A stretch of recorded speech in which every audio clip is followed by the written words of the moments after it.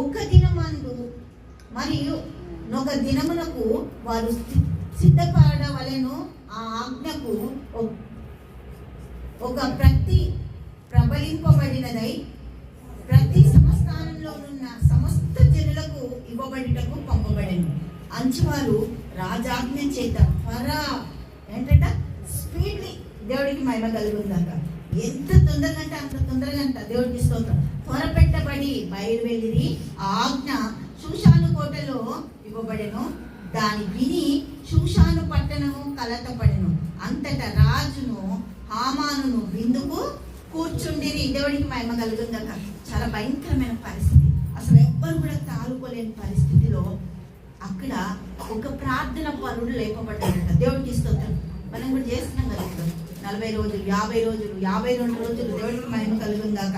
4వ అధ్యాయం 1వ వచనం చూస్తే, జరిగినదంతయు తెలియగానే ఏం చేసినంట, మొదకే తన బట్టలు చింపుకొని గోనె పట్ట వేసుకొని బూడిద పోసుకొని పట్టణము మధ్యకు బయలువెళ్ళి మహాశోకముతో రోదనము చేసి రాజు గుమ్మము ఎదుట వచ్చెను. గోనె కట్టుకొనిన వారు రాజు గుమ్మమున ప్రవేశింపకూడదన్న ఆజ్ఞ కలదు. దేవుడికి స్తోత్రం. అక్కడ మహా దుఃఖము, వేదన. రాజుకి ఏం కనబడదు. ఎందుకంటే ఆయన ఎప్పుడు ఎట్లా ఉంటాడు, మత్తులో ఉంటాడు. ఆయనకి ఏమీ పట్టదు, రాజ్యంలో ఏముంది ఏంది అనేది ఏమీ పట్టదట. ఎంత ఆయనకి ఏం పడుతుందంటే, తాగే వాళ్ళు ఎవరైనా ఉంటే రండి కూర్చోండి వాడిని విందు చేస్తాడట.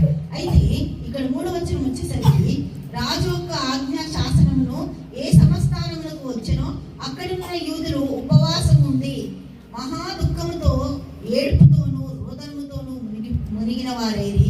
అనేకులు గోనెను బూడిదను వేసుకొని పడి ఉండిరి.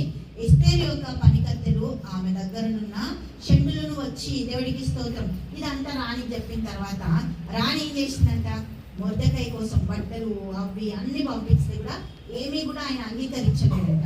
ఎందుకు? ఆమెకు ఒక మాట ఇచ్చిందంట. ఏమని? నువ్వు తప్పించుకుంటున్నావు, కానీ నువ్వు రాజనగరంలో ఉంటే మాత్రం తప్పించుకుంటావా? ఇక్కడ నుంచి కూడా దేవుడికి మహిమ కలుగుందాక బయటికి రావడానికి నీకు అవకాశం లేదు. నువ్వు సేఫ్ జోన్లు ఉన్నావు అనుకుంటావేమో, నువ్వు కూడా సేఫ్ జోన్లో లేవు. నీది కూడా భయంకరమైన పరిస్థితి. నీ ఒక జాతి ఏందని తెలిస్తే నువ్వు కూడా బయటికి రావాల్సింది అని వార్నింగ్ ఇస్తాడు. తన కష్టంలో, బాధలో ఏం మాట్లాడుతున్నా మనకు అర్థం కాదు.